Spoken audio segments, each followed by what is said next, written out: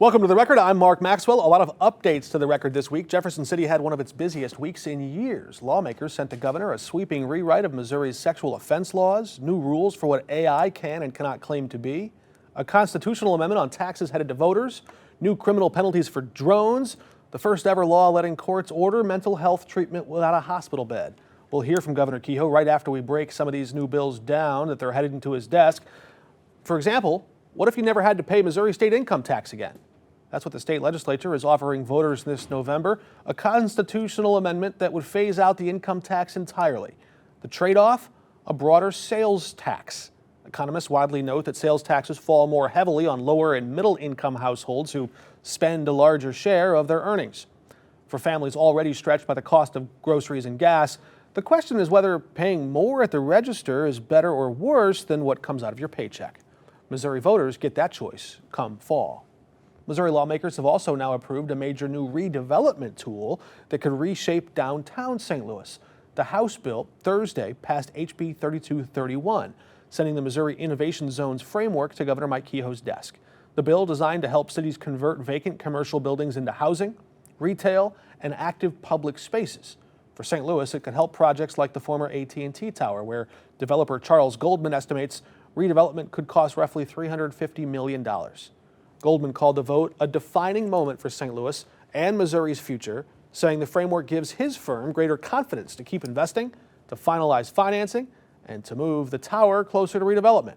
The legislation also includes tools for main streets and town squares across the state, while steering some new revenue toward public safety, infrastructure, and rural development. The question now is whether these incentives can turn empty buildings into tax-generating assets before downtown decline becomes even harder to reverse. That bill now awaits the governor's signature. Federal law already requires hospitals to post their prices, but many don't. The penalty from the federal government has been, by most accounts, inadequate. Missouri is now adding its own consequence.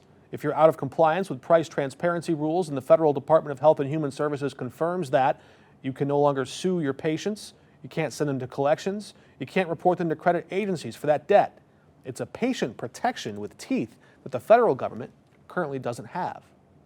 Missouri has also joined a growing number of states that require adult websites to verify the age of a user before granting access to sexually explicit material. The law applies to any website where more than a third of its content meets the legal definition of material harmful to minors. Fines can reach $10,000 per day for noncompliance. Internet service providers and search engines are explicitly shielded from liability there. The law is enforced by the state's attorney general. Similar statutes in other states have already drawn First Amendment litigation.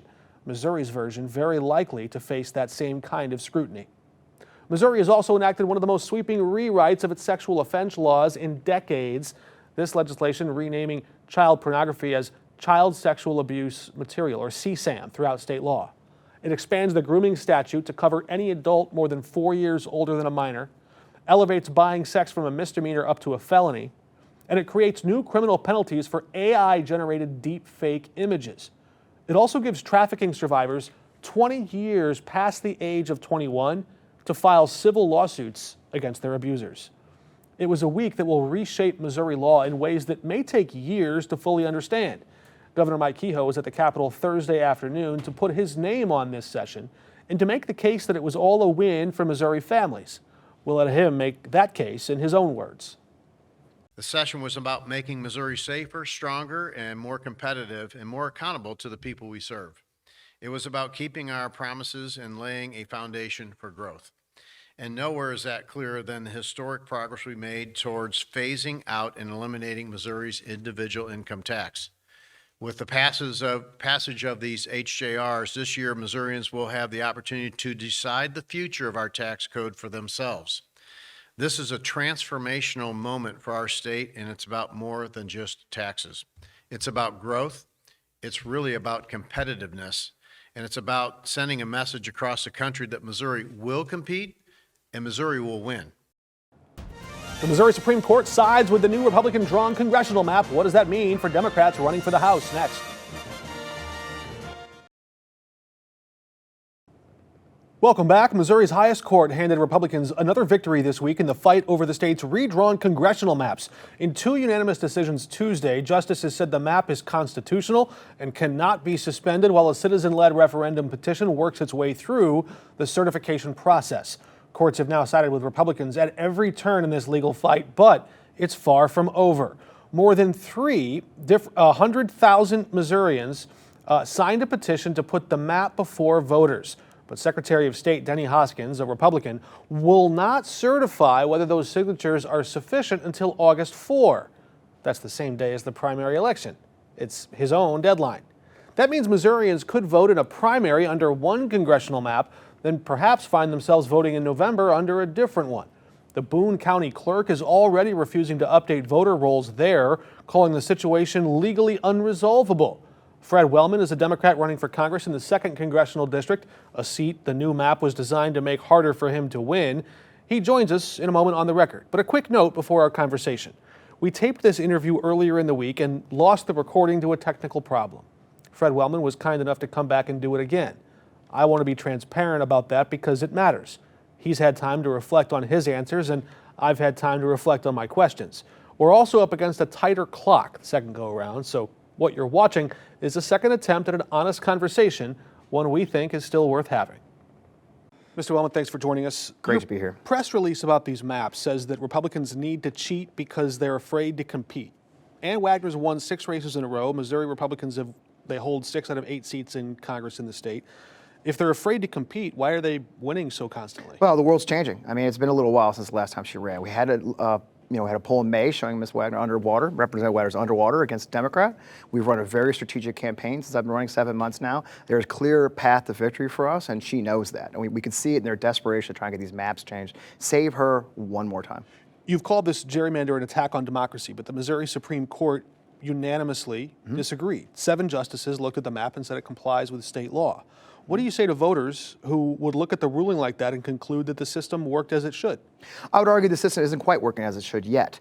They also wrote in that same ruling that because Mr. Hoskins hasn't certified the ballot initiative, we're still waiting for that. That is also how our democracy works here in Missouri. We have an initiative petition process. Denny is sitting on it till the primary. Yeah, so what do you talk about? First, voters or voters? Voters. And in this case, what really troubles me, Mark, is the idea that if Denny Hoskins waits till August 4th to approve the ballot initiative, which means we're going to use the new map for the primary, and then just 90 days later, the old map for the general, that is stealing our democracy. Stealing our democracy? Yeah, no question about it. You're a West Point grad, combat vet. I am. You served 22 years in the uniform defending constitutional order. Oath to the Constitution multiple times. The courts have upheld this map at every single level. At what point does a candidate just accept the legal outcome and move on? Oh, look, I'm not saying I will fight this to the death. We are going to keep on fighting and running for this office. We have a path to victory. I am more than happy to accept the courts, but that's my point. The courts aren't done yet. The courts literally said that Denny Hoskins has to do his job, then they can rule on that. But we're going to move forward with our campaign. We're going to campaign everywhere. We've always had a plan. I think the first time you and I met 7 months ago, I said, I am running in every corner of this district, whichever map they pick. It's time for change. Ann has to also campaign in that new district. So I'm ready to take Representative Wagner on right there. The new lines that surround this new Missouri 2nd Congressional District extend south and west into rural counties that have voted Republicans by wide margins for years. How do you win in a district that was drawn to beat you? Well, it only gives Ms. Wagner about 2 or 3 more points, technically, on paper. But we also know now— a lot in an election. Not in this case. You're seeing the changes that folks out there are seeing. Our agricultural sector is moving away from them. Our farmers have moved away. Folks are suffering right now. There's no question about it. The economy is in free fall right now. We're seeing poll after poll showing that they're frustrated with the leadership and the lack of action from people like Ann Wagner. Ann has signed off on every single thing the Trump administration has done, has not put up a single fight whatsoever. It's time they answer for the fact that people's lives are not getting better in this district. Your campaign's running a district in a district that now includes communities along that Missouri River corridor. Yep. They've voted Republican for years. Yep. What is your pitch to a voter in Washington, Missouri, in Gasconade County, who has never before sent a Democrat to Congress? Why should they start now? When's the last time you saw Ann Wagner? You know, we joke a lot in the district, where's Ann Wagner? Ann Wagner doesn't even man her office in Washington anymore. You cannot get hold of our representative. She's not bringing money home to our district. We have huge problems in this district. Erosion, rivers. If we ever had a rain like they had in Kerrville, Texas, in the Merrimack Valley, the Missouri Valley, imagine what would happen. Nothing's being done that. So we need a representative who's going to represent them. So my pitch has been all along, I'm going to go to Washington. I'm from here. I'm a working class kid who served his country for 22 years. This is an alternative to someone who's actually going to go there and work for the 750,000 plus people in this district. And if Mr. Wellman goes to Washington and raises his right hand in January 27, what's the first thing you do? We're going to turn back these tariffs because the tariffs have been a huge impact and negative damage, create chaos within our economy. We're going to turn back the big billionaire bill, which has allowed the largest transfer of wealth from the bottom 20% of our economy to the top 10%. We are suffering through a K-shaped economy that's getting worse by the day, and no one's doing a thing about it in Washington, D.C. And what about those gas prices? Gas prices have to come down. We know, we know it's a factor of the Iran war. We know it's a factor of tariffs. We know it's a factor of chaos within the market. So yes, I think it can be done. Now, I always say, there are things you can do and things you can't do. But we have a situation now where 30% of the world's oil supply is being cut off from transit through the Straits of Hormuz. That has to be fixed, and it has to be fixed fast. You're a military man. What does success look like in Iran? Strait of Hormuz is back open again. We've got a peaceful situation where people aren't being blown up as they try to transit the Straits of Hormuz. We have to find a peace. Look, the one thing I learned as a soldier. Regime change? I'm not going to go there. I don't think we can without an invasion that would cost thousands of lives, thousands of American lives. Diplomacy must be used. Right now, we're failing at the diplomacy aspect of this thing. There's a saying in the military called DIME, and that first one is D before military. We're not going to blow up or kill our way out of this war. We're going to have to find a solution that involves diplomacy, economic leverage, and others. Right now, they're not even trying real diplomacy. Appreciate the foreign policy discussion. Yes. On domestic matters, should the DNC release its autopsy report? Yes. Why? Because it is important for any organization to take a hard look at where they may have failed or succeeded and have an honest conversation about that. Our ability to actually examine what we've done right or wrong is key to our success in the future. I don't work for the DNC. I'm running as a Missouri Democrat. That's what I said from the beginning. I think the first time we talked, I said, my job is to run for the people of Missouri's 2nd District. But for me, I know that we have to take hard looks, even within my own campaign. If I make a mistake, if I screw this interview up, we're going to sit back and say, all right, Fred, you should have done this better. So I get frustrated when I hear that people in leadership positions refuse to do more. The party chairman says there's no use crying over spilled milk. What do you think's in that report? I have no idea, but that's not the answer I want to hear from anybody. How do you analyze what went wrong for Democrats in 24? Right, exactly. So I'm asking you. What went well, wrong? I mean, obviously, many people have ideas. We've had ideas, but for me, it doesn't really matter. I mean, honestly, I'm running against Ann Wagner. You want the report to come out, but yes, you're saying you don't. Because we need it by what's in 2028. For me, I'm running for Congress here in Missouri. I'm running against Ann Wagner. I know what I have to do to win my race. I'm not going to Congress to work for the DNC or the DCCC. I'm going to Congress to work for the people of Missouri. I know what I need to do here for the people of Missouri right now. I do want to see my party do better, but I'm not running for the DNC. I'm not working for Hakeem Jeffries. I'm working for 750,000 people plus in Missouri too. Mr. Wellman, thanks for your time. My pleasure. We're back in a moment. A big week at City Hall, a grand reveal on how to spend the Rams money. Mayor Kara Spencer and Board of Aldermen President Megan Green announcing a plan to spend $230 million from that settlement fund. The proposal would set aside $110 million for tornado recovery, $65 million for citywide infrastructure, and $55 million to revitalize downtown. The latest round of Rams plans coming as the city and the state-run police board are in a tug of war over how much money that will go to the police department. The police board has made the argument that that these dollars are theirs in large part. I have vehemently disagreed with that. This does not constitute current revenue by any stretch of the imagination. But look, these dollars, getting them out the door, getting them out quickly has been important regardless of that conversation. Board President Megan Green tells us she hopes to pass this bill by the summer recess. The plan would hold on to $25 million in reserves to grow interest for a rainy day. A few days before the mayor's big announcement, the St. Louis Board of Police Commissioners filed a lawsuit against the city over police funding. The state-controlled board wants nearly $68 million over and above what City Hall plans to spend on policing. It claims the city did not include that Rams settlement money or city reserves when it added up its police budget. Mayor Spencer says those demands would force layoffs and cut into city services. Spencer, who sits on that board, also says the board decided to file the lawsuit after an emergency meeting, a meeting that she says broke the board's own bylaws. Spencer says this, quote, "It's our understanding that this meeting was called by the board's attorney, Chris Greville, in violation of the board's own bylaws, as the attorney has no power to call a board meeting." This lawsuit coming after the city sued in April to challenge the state takeover of the police department. No court dates have been set in either of these cases. The ethics investigation into St. Louis County Executive Sam Page is now in the hands of the state. That case centers on allegations that Page worked as an anesthesiologist while also serving as county executive. On Wednesday, County Prosecutor Melissa Price-Smith filed a motion to recuse herself from that case, saying it was to avoid showing any conflict of interest or bias here. This pushes the case onward to Attorney General Catherine Hanaway, who can then move to expel the county executive if a judge agrees. The move also comes after the St. Louis County Executive, or the council rather, voted just this week to send the evidence in this ethics case against Page to prosecutors. Ethics records show that Page worked as an anesthesiologist for 85 days over the last 3.5 years. On those days, he administered anesthesia anywhere from 2 to 9 times per shift.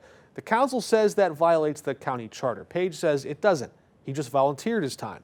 The AG's office will now review the council's findings to determine whether or not to take any next steps in court.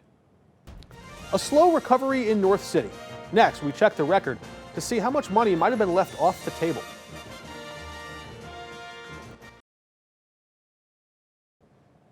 Okay, what do New Orleans, Houston, New Jersey, and New York all have in common? Okay, besides, yes, they've had some of the least intimidating team names in pro sports. I mean, Pelicans, Oilers, Nets, Jets. I mean, what even is that? Okay, but what else do they have in common? These big American cities all got hammered with big disasters, and Congress stepped up to help them rebuild. Yes, with FEMA, we've all heard of FEMA, but have you heard of CBDGDR? That's Scrabble for permanent rebuilding. FEMA's for the emergency stuff, temporary, urgent, sandbags now. But the Housing and Urban Development Agency pays for the big stuff, all the stuff that's supposed to last long after the storm is gone. Katrina, $5.2 billion in HUD money. Harvey, $5.7 billion. Sandy, $2.5 billion. It's a real program, and it has a real name, too. Community Development Block Grant Disaster Recovery. That's your full acronym. It rebuilds the part of a community that FEMA can't touch. Renters, vacant buildings that nobody owns, whole blocks. And Missouri's actually seen money from this program before. So let's check the record, because this part can show just how transformative this all can be. After Joplin, the HUD money that came to Missouri was larger than what FEMA gave to individual households. The fourth leg of that stool was substantial. Now, some critics have suggested, well, you can't really compare Joplin to North St. Louis. Turns out, we can. In Joplin, the Small Business Administration doled out $20.4 million in disaster loans. And in St. Louis, the Small Business Administration has already surpassed that much with $23.3 million. But the EF5, it was far more powerful. Sure, true. On the ground, Joplin was absolutely devastating. And there, FEMA paid out $37.1 million to cover individuals and households. In St. Louis, FEMA's already spent $52.6 million on that same category, individuals and households. In Joplin, FEMA paid out $157.3 million in public assistance, and in St. Louis right now at this stage, that number's a lot smaller, just $60 million, maybe more to come. So it turns out you can actually compare St. Louis and Joplin, different storms, but the FEMA money, not actually all that different in some totals. You know what was different though?